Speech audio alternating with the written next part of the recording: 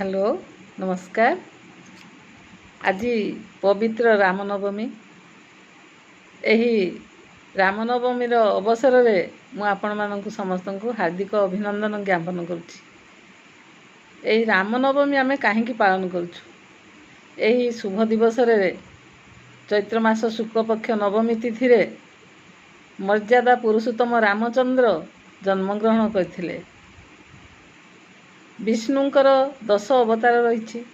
सही अवतार मध्यरु सप्तम अवतार त्रेतया जुगरे रामचंद्रंकर अवतार।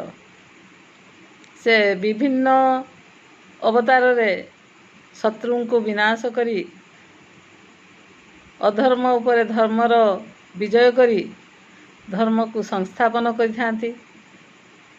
कथित अछि राजा दशरथ अयोध्यार राजा थिला बेले से एक यज्ञ करथिले। सेही यज्ञ रे जो प्रसाद बा चरु बाहरी थिला ताकू से तीन राणी मध्य समान भाव में भाग करी देइथिले। रानी कौशल्या, कैकेयी आउ सुमित्रा को। किंतु सुमित्रांकर प्रसाद को एक पक्षी नहीं पलाई जाइथिला। फलत कौशल्या आउ कैकेयी सेमानंक भोग भागरू अधा अधा सुमित्रा को देइथिले। तापरे कौशल्यांकर गोटिए पुत्र जन्म हैला, कैकेयींकर गोटिए पुत्र जन्म हैला। किंतु सुमित्रांकर दुईटी पुत्र जन्म हैला, कारण से दुई भाग खाइथिले।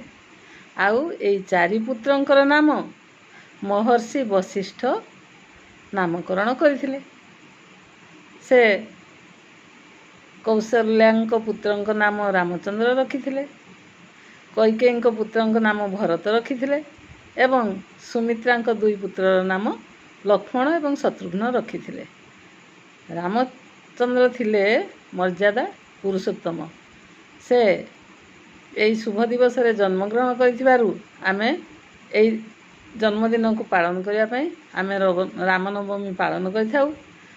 एवं से जो असुर को वध करुछंती एहार उद्देश्य हेउछि अधर्म को विनाश करी अधर्म उपरे धर्मर विजय करी धर्म को संस्थापन करिया पई।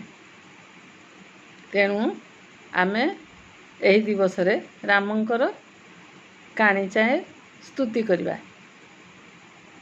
रघुपति राघव राजा राम, पतित पावन सीताराम।